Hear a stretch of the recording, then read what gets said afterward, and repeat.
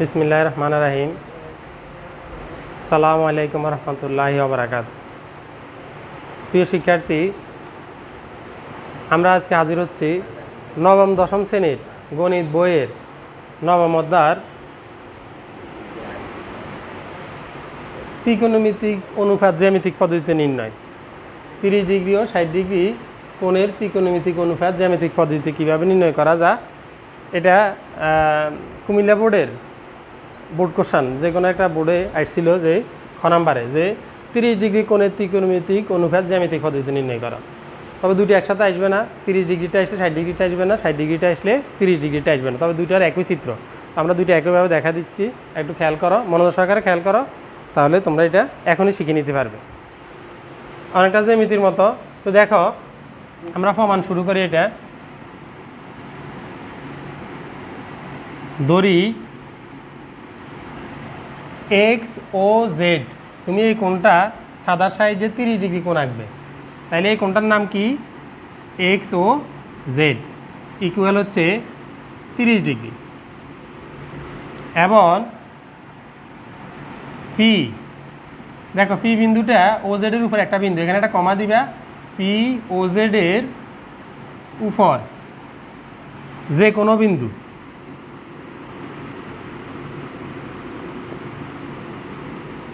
যে কোনো বিন্দু।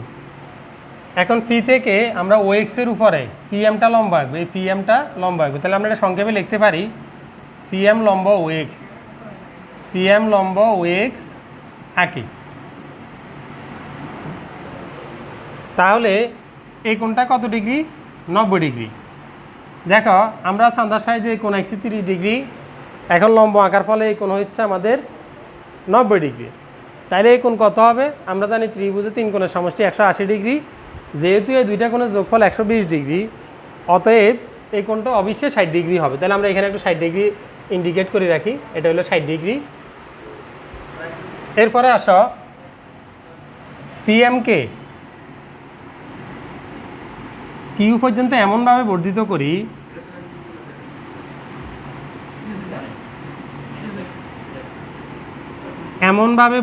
করি যেন এই পিএম এবং এম কিউ সমান হয়, যেন পিএম সমান সমান এম কিউ হয়। ও কমা কিউ যোগ করি, ও কিউ যোগ করি। আচ্ছা, তাহলে দেখো আমরা এই চিত্রের বর্ণনাটা দিয়ে ফেললাম। আমরা লিখলাম এক্স ও জেড সমান সমান 30 ডিগ্রি, আর ফিটা ও জেডের উপর যে কোনো বিন্দু। ফি থেকে আমরা কি করলাম? ও এক্সের উপরে পি এমটা লম্বা আঁকলাম। এরপরে আসো আমাদের যে আমরা পিএমকে এমনভাবে কিউ পর্যন্ত বর্ধিত করলাম যেন পিএম আর এম কিউ সমান হয়, ও কমা কিউ যোগ করি। তাহলে আমাদের প্রথম কাজ শেষ, প্রথম একটা স্টেপ আমাদের শেষ।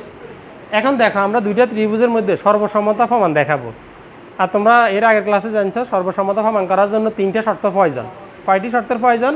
3টি শর্তের প্রয়োজন। আমরা যদি এটাকে 1 নম্বর ত্রিভুজ দিই, এটাকে 2 নম্বর ত্রিভুজ দিই, এই দুইটা ত্রিভুজে মধ্যে সর্বসমতা প্রমাণ করবো। তাহলে এই ত্রিভুজের নাম কি? দেখো, ত্রিভুজ পি ও এম ও ত্রিভুজ কিউ ও এম এর মধ্যে, এই দুইটা ত্রিভুজের মধ্যে সর্বসমতা প্রমাণ করার জন্য শর্তর প্রয়োজন 3টি। অঙ্কন অনুসারে পি এম সমান এম কিউ, পি এম সমান এম কিউ। দেখো, পি এম সমান এম কিউ, আমাদের এটা হয়ে গেল। এরপরে যে কাজটা করতে হবে, দেখো এই দুইটি, ও এমটা সাধারণ বাহু, ও এমটা কি? সাধারণ বাহু। প্রিয় শিক্ষার্থী, তোমাদের দুইটা ক্লাসরুম যদি পাশাপাশি থাকে, দেখবে যে একটা ওয়াল দুইটা রুমের আছে, তাহলে এটাকে আমরা কমন ওয়াল বলি বা কমন দেওয়াল বলি। ঠিক এরকম এই পিএমটা এই ত্রিভুজের একটা বাহু, এই ত্রিভুজের একটা বাহু, এটাকে সাধারণ বাহু বলা হয়। তাহলে আমরা ও এম সমান ও এম লিখতে পারি। দেখো, এই কোণটা 90 ডিগ্রি, এই কোণটাও 90 ডিগ্রি, যেহেতু আমরা এখানে লম্বা আঁকছি, তাহলে আমরা এদের অন্তর্ভুক্ত কোণ আমরা লিখতে পারি পি এম ও কোণ সমান সমান ও এম কিউ কোণ। এই দুইটা কোণ 90 ডিগ্রি এবং এরা এই দুইটা বাহুর অন্তর্ভুক্ত কোণ। দেখো, 3টে শর্ত যখন সমান হলো তখন আমরা লিখতে পারি এই দুইটা ত্রিভুজ সর্বসম। তাহলে কি লিখতে পারি? সুতরাং ত্রিভুজ পি ও এম সর্বসম ত্রিভুজ কিউ ও এম। যখন এই দুইটা ত্রিভুজ সর্বসম হয়েছে তাহলে এদের অনুরূপ কোণগুলো সমান। যেহেতু এই কোণ 30 ডিগ্রি তাহলে আমরা লিখতে পারি এই কোণও 30 ডিগ্রি। এই কোণ যেহেতু 60 ডিগ্রি আমরা এখানে লিখতে পারি এই কোণটাও কত ডিগ্রি, 60 ডিগ্রি। তো আমরা এখন এই কথাটা লিখি। সুতরাং বা অতএব দেখো পি ও এম কোণ, এই কোণটার মান হলো 30 ডিগ্রি। তাহলে আমরা এই কোণটার মানও লিখতে পারি 30 ডিগ্রি। কি লিখতে পারি, এম ও কিউ কোণ বা কিউ ও এম কোণ, এই দুইটা কোণ এখন সমান 30 ডিগ্রি করে। প্রিয় শিক্ষার্থী, এখন তোমরা বলো তো তাইলে এই পুরো কোণটা কি নাম, পি ও কিউ কোণ। দেখো আমরা এখানে লিখতে পারি পি ও কিউ কোণ, এই কোণ সমান আমরা কি লিখতে পারি, দুইটা কোণের যোগফল লিখতে পারি। দেখো একটা হলো পি ও এম, আরেকটা লিখতে পারি কিউ ও এম। তাহলে এই কোণের মান কত, 30, এই কোণের মানও 30। তাহলে আমরা কি লিখতে পারি, 60। দেখো তাহলে আমরা পি ও কিউ এই ত্রিভুজের এই কোণটার মান কত ডিগ্রি পেলাম, 60 ডিগ্রি পেলাম। এখন তোমরা একটু এখানে আসো তো, যদি আমরা এই ত্রিভুজটা কল্পনা করি, এটা এ, এটা বি, এটা সি। এখন যদি এটা 60 ডিগ্রি হয়, এই কোণটাও 60 ডিগ্রি হয়, এই কোণটাও 60 ডিগ্রি হয়। কোনো ত্রিভুজের 3 কোণের সমষ্টি তোমরা জানো 180 ডিগ্রি। এখন প্রত্যেকটা কোণ যদি 60 ডিগ্রি হয় তাহলে ওই ত্রিভুজটা হচ্ছে সমবাহু ত্রিভুজ। ওই ত্রিভুজটা কি ত্রিভুজ, সমবাহু ত্রিভুজের বৈশিষ্ট্য অনুসারে সমবাহু ত্রিভুজের 3টি কোণ 3টি বাহু সমান। তাহলে আমরা পেলাম, দেখো এখন এই ত্রিভুজটা আমরা এখান থেকে একটু মুছে ফেলি, একটু খেয়াল করো, আমরা উপরে আসি। এখন দেখো এই কোণটা আমরা এখন লিখতে পারি, তাহলে যেহেতু 3টি কোণ যদি সমান হয় তাহলে এটা সমবাহু ত্রিভুজ বলে। তাহলে আমরা লিখতে পারি ও পি কিউ কোণ, আমরা লিখতে পারি অতএব ও পি কিউ সমবাহু ত্রিভুজ, সমবাহু ত্রিভুজ। খেয়াল করো যেহেতু ও কোণও কত ডিগ্রি, 60 ডিগ্রি, কিউ কোণ কত ডিগ্রি, 60 ডিগ্রি, পি কোণও 60 ডিগ্রি। একটা ত্রিভুজের 3টে শীর্ষবিন্দু প্রত্যেকটা যদি সমান হয় তাহলে তাকে সমবাহু ত্রিভুজ বলা হয়। আমরা এখন পেলাম এটা সমবাহু ত্রিভুজ। এবার আসো আমাদের দ্বিতীয় স্টেপে আসো। দ্বিতীয় স্টেপ হলো আমরা ধরি ওপি সমান, আমরা 2a ধরি। দেখো ওপি সমান সমান 2a। খেয়াল করো তাইলে আমাদের ওপি সমান যদি 2a হয় তাহলে ও কিউ কত হবে, তাও 2a হবে। পি কিউ কত হবে, 2a হবে। কিন্তু আমরা পিএম সমান কত হবে, পিএম সমান এ হবে, যেহেতু এটা সমান, এ বাহুর মান এ, এ বাহুর মান এ। সুতরাং আমরা লিখতে পারি পিএম সমান সমান এ। তাহলে আমরা এখানে এটা লিখে রাখি 2a আর এটা লিখে রাখলাম এ। এখন যেহেতু ও পি এম এটা কি ত্রিভুজ, সমকোণী ত্রিভুজ। সমকোণী ত্রিভুজ হওয়ার কারণে আমরা এখান থেকে পিথাগোরাসের সূত্রের সাহায্যে অপর বাহু ও এম বাইর করে নিতে পারি। তাহলে আমরা লিখতে পারি ত্রিভুজ পি ও এম হতে পাই। এখন এই ত্রিভুজে তো আমরা কি পাই, আমরা জানি যেহেতু এই কোণটা 90 ডিগ্রি তাহলে এটা অতিভুজ, এটা লম্ব, এটা ভূমি। তাহলে আমরা লিখতে পারি লম্ব স্কোয়ার, লম্ব কত O M square plus P M square equal OP square. দেখো এখান থেকে উদ্দেশ্য কার মান বাইর করা, ও এম এর মান বাইর করা। যার মান বাইর করতে হবে আমরা ওই অনুপাতটা বামে রাখবো, বাকিটা ডাইনে পক্ষান্তর করব। তাহলে O M square equal to OP square বিয়োগ পি এম স্কোয়ার। এখন উভয় দিকে রুট ওভার নাও, রুট ওভার নিলে কী হবে, দেখো স্কোয়ার রুটে বাদ যাবে, তাহলে এখানে ও এম হবে।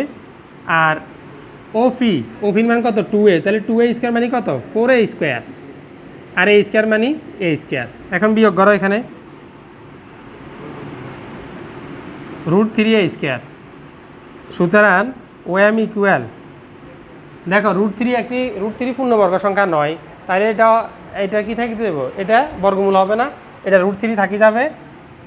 আর এর উপরে স্কোয়ার রুটে বাদ দিলে এটা এর উপর রুট আর হবে না, তাহলে আমরা এটার মান কত পেলাম, √3a। আমাদের আরও একটা স্টেপ শেষ, এখন আমরা শেষ স্টেপে যাচ্ছি। খেয়াল করো আমরা এবার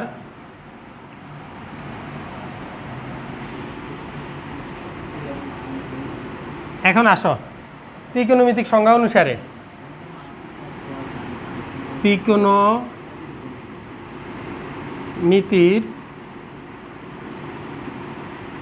সংজ্ঞানুসারে পাই। এখন আমরা 30 ডিগ্রি নিয়ে কাজ করি। দেখো এখানে আমরা একটু লিখে রাখি 30 ডিগ্রির ক্ষেত্রে লম্ব হচ্ছে PM আর ভূমি হচ্ছে OM আর অতিভুজ উভয় ক্ষেত্রে অতিভুজ হচ্ছে OP। দেখ 30 ডিগ্রির ক্ষেত্রে লম্ব PM, ভূমি OM। এখন আমরা লিখতে পারি sin 30 ডিগ্রি। sin 30 ডিগ্রি সমান কি মনে আছে? সাগরে লবণ অনেক, লম্ব বাই অতিভুজ। তাইলে লম্ব বাই অতিভুজ, লম্বকে আমরা একটু লিখে রাখলাম, লম্ব হলো PM আর অতিভুজ হলো OP। এখন এই চিত্র থেকে দেখো PM এর মান কত? A, OPর মান কত? 2A। এ কাটা গেলে এখানে হাফ। তুমি একটা পারলে অপরটা, এটার বিপরীত ফাংশন কি বলতো? বিপরীত অনুপাতটা কি হবে? সাইনের বিপরীত অনুপাত কোসেক। তাহলে আমরা এখানে লিখতে পারি কোসেক 30 ডিগ্রি। তাহলে ঠিক এটা সব বিপরীত হয়ে যাবে। OP by PM equal to 2A by A, কাটাকাটি করলে আমাদের 2। এবার আসো কস 30 ডিগ্রি। কস সমান ভূমি বাই অতিভুজ। ভূমি কত? ভূমি বাই অতিভুজ। অতিভুজ কত? অতিভুজ OP। OM এর মান কত চিত্র থেকে দেখি বলো? OM দেখো OM এর মান হচ্ছে √3A। অতিভুজ কত? 2A। তাহলে এ কাটা গেলে কি হবে? √3/2। তাহলে কসের বিপরীত কে? সেক। তাহলে সেক 30 ডিগ্রি কী হবে? সেক 30 ডিগ্রি সমান হবে OP বাই OM। তাহলে 2A/√3A, এ কাটা যাব, তাহলে উল্টাটা 2/√3। এবার আসো 10 30 ডিগ্রি। লম্ব বাই ভূমি। লম্ব হচ্ছে PM, ভূমি হচ্ছে OM। PM এর মান হচ্ছে A আর OM এর মান হচ্ছে √3A। তাহলে এ কাটা গেলে 1/√3। তাহলে কট কী হবে? ঠিক তার উল্টাটা, লব হর করে দাও, হরকে লব করো। দেখো এটা আর তুমি টেকনিক করে লিখে ফেলবে। তাহলে √3A ইকুয়াল √3। আমরা আগেই বলছি পরীক্ষা হয়তো 30 ডিগ্রিটা আসবে না 60 ডিগ্রিটা আসবে। আমাদের আর একটা বাকি আছে, সেটা হলো 60 ডিগ্রিটা।